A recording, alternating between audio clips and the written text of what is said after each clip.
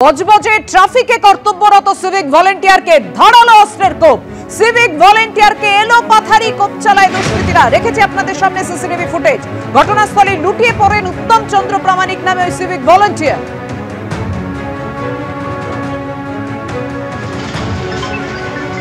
বজবজে ট্রাফিকে কর্তব্যরত সিভিক ভলেন্টিয়ারকে ধারালো অস্ত্রের কোপ। কথা বলবো, আমাদের সঙ্গে রয়েছেন আমাদের প্রতিনিধি জয়ন্ত রায়। জয়ন্ত, কারা হামলা চালালো, কি কারণে হামলা? দেখো, যেটা জানা যাচ্ছে আজকে সকাল আনুমানিক 11:30 নাগাদ এই উত্তম চন্দ্র প্রামাণিক তিনি কিন্তু চরিয়াল মোড়ে ট্রাফিকের কাজে কর্তব্যরত ছিলেন। সিসিটিভি ফুটেজে দেখা যায় যে একটি ব্যক্তি সে একটি ব্যাগের মধ্যে ধারালো অস্ত্র নিয়ে আসে, পেছনে গিয়ে এলোপাথারি তাকে কোপ মারতে শুরু করে। পুলিশ সূত্রে যেটা জানা গিয়েছে যিনি কোপ মারছিলেন তার নাম বিনয় কয়াল। তিনি ওই আশেপাশেই ওনার বাড়ি।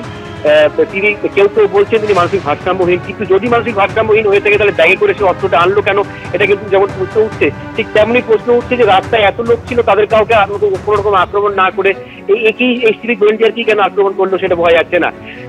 ঘটনার পরেই কিন্তু পুলিশ ওখানকার যারা কর্তব্যরত তার ছিল তারা কিন্তু এই ব্যক্তিকে ধরে দেয় এবং থানায় নিয়ে চলে যায়।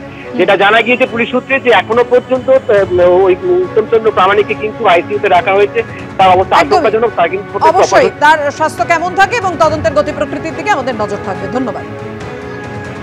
আপনারা জানেন, স্যালাইন কাণ্ড নিয়ে যখন তোলপাড় গোটা রাজ্য, বিরোধীরা একযোগে নিশানা করছে রাজ্য সরকারকে। বিরোধীদের উদ্দেশ্য করে আজকে মুখ্যমন্ত্রী বলেন যে রিঙ্গাল ল্যাকটেটে কোনো গলদ নেই।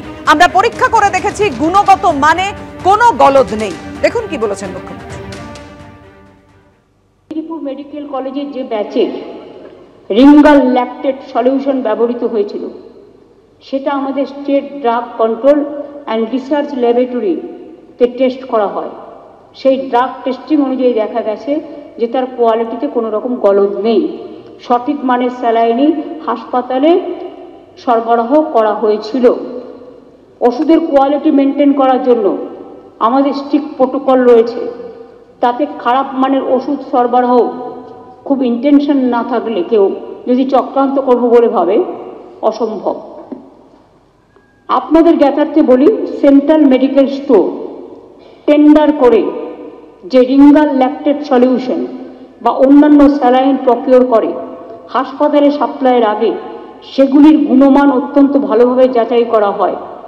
প্রত্যেক ব্যাচের থেকে স্যাম্পেল পাঠিয়ে দুটি আলাদা আলাদা ল্যাবে, যার একটি ন্যাশনাল লেভেল NABL অনুমোদিত, তাদের থেকেও পরীক্ষা করা হয় এবং ল্যাব যথাযথ সার্টিফিকেট দিলে তবে তা বিভিন্ন হাসপাতালে পাঠানো হয়।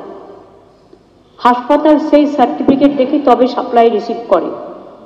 তাছাড়াও র্যান্ডাম সাপ্লাই স্যাম্পেল কালেক্ট করে NABL অনুমোদিত ল্যাব এবং state drug control and research ল্যাবরেটরিতে পাঠানো আরেকবার কুইক চেকের জন্য।